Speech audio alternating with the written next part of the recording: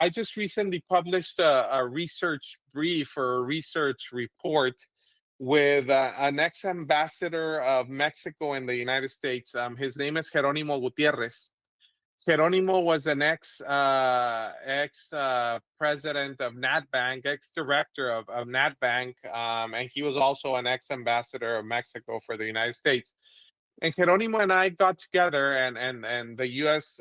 Mexico Foundation commissioned this report. And Geronimo and I got together, and we proposed what we call the Binational Customs Agency, and that's a very innovative approach to customs, right? And it's very something very important for the border, right? So basically, what Geronimo and I are proposing is that CBP and ANAM, which is the Agencia Nacional de Aduanas de Mexico, merge in some sort of way to form a binational customs agency, right? And we're proposing two frameworks that currently exist that can help in forming this. The first one is the International Boundaries and Water Commission. That's a U.S. Mexico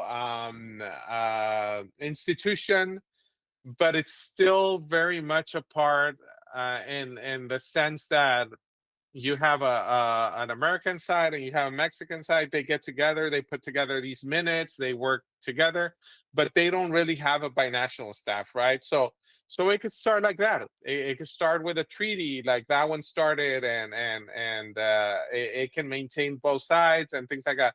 What we would want it to evolve to would be the second framework, which is the framework of the North American Development Bank, the NatBank.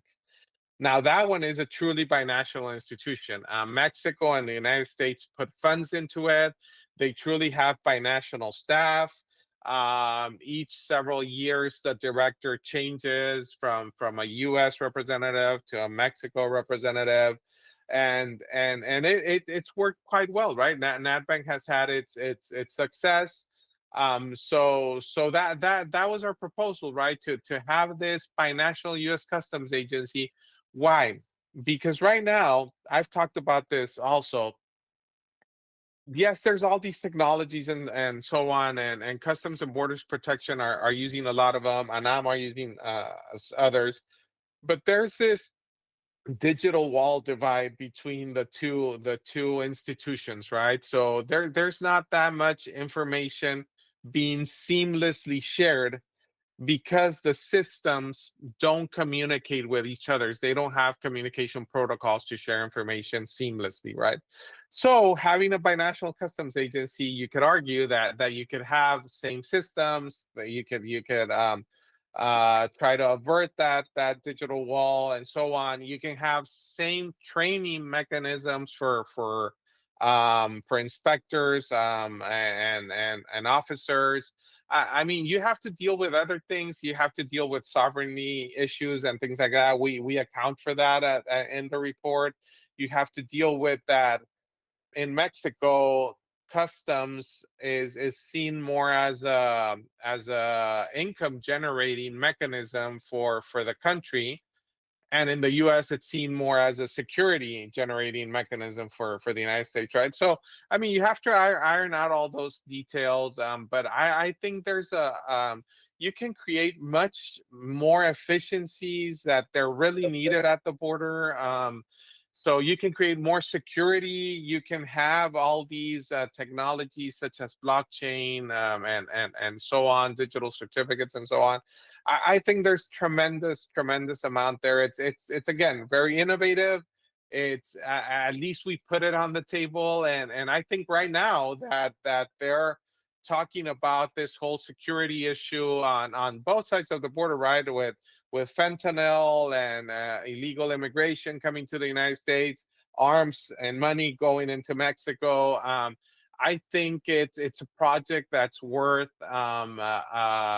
analyzing. I think it's a project worth working on, and that would evolve the Mexico and U.S. relationship. We proposed it for the Mexico U.S. just because of where we're at and where we've worked also. But I mean, we also mentioned in the report that it's something that could happen, and it wouldn't be a binational customs agency. Maybe it's a trinational customs agency, right? Trilateral, Canada and the U.S. as well. So that one also is on the U.S. Mexico Foundation's website, and it's a cool report we put together. Can I ask, when did you put that report out? Because that one has not crossed our desk. Okay. We put that, I think that was published, I would say 2 weeks ago. I would say 2 weeks ago. I'm gonna check. I'm pretty sure I sent it out on the listserv, but if not, Yeah. I'll gladly get it to you, because yeah, it would help a lot to also publish with you on that, and so on. Yeah. And if we had a united agency, a united aduana customs agency, could you promise then that we wouldn't be inspected twice when we're coming back from Mexico? We have those 2-hour waiting at the moment with the soldiers there last few weeks, and then you cross and there's another inspection by from the US. It's just duplicating things and causing tremendous gridlock and affecting business.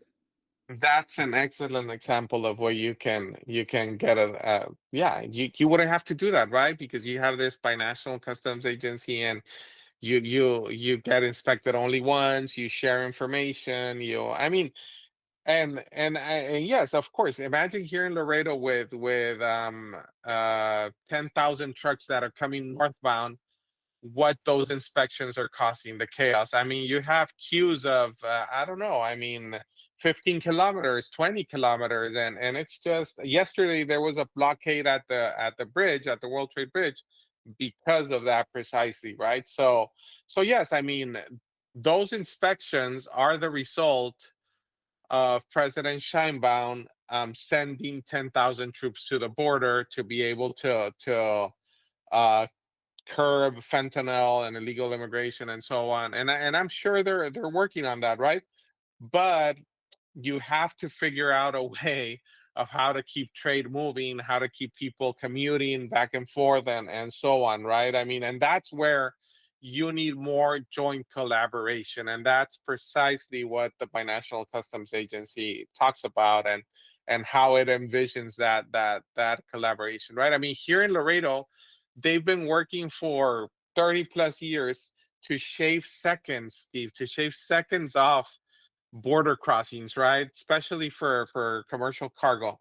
I mean, you're talking about shaving seconds, and now you're talking about adding minutes to each inspection. It just causes a lot of chaos. And of course, when we're talking about a partnership, but it is a very one-sided deal, because Mexico is now doing its bit to try to stop the fentanyl, but you cross the river, you come into the US, and there's no sign of any inspections for inspecting for weapons going south or cash going south. So it's just not working. Very important. They're very important topics, Steve. I mean, they're very valid points from both governments, and I think I've made that clear in everything that I've read. My whole deal with those more social or security issues are, don't mix them with the economic side of things, because that's been working. And I mean, the numbers don't lie. You've seen this growth, exponential growth since NAFTA, through the USMCA, and the trade just keeps growing, and it's going to continue growing, right? So you have to figure out a way to solve those security and social issues without impacting trade, because you do have a lot to lose. I mean, all three countries have a lot to lose with some impacts on trade. So yeah, I mean, they're important. Let's just try to leave it out of the economic conversation. Well, Daniel, thank you so much. I know we've run out of overtime a little bit, but I really appreciate you coming onto the show here. As always, when we talk with you, we learn a lot. I really appreciate it.